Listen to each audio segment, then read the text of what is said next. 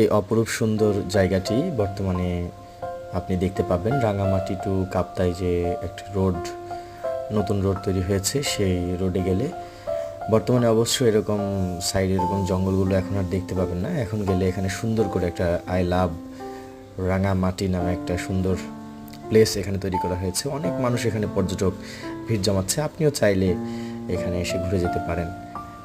আর এর পাশেই কিন্তু রাঙামাটি বিজ্ঞান ও প্রযুক্তি বিশ্ববিদ্যালয়টা অবস্থিত।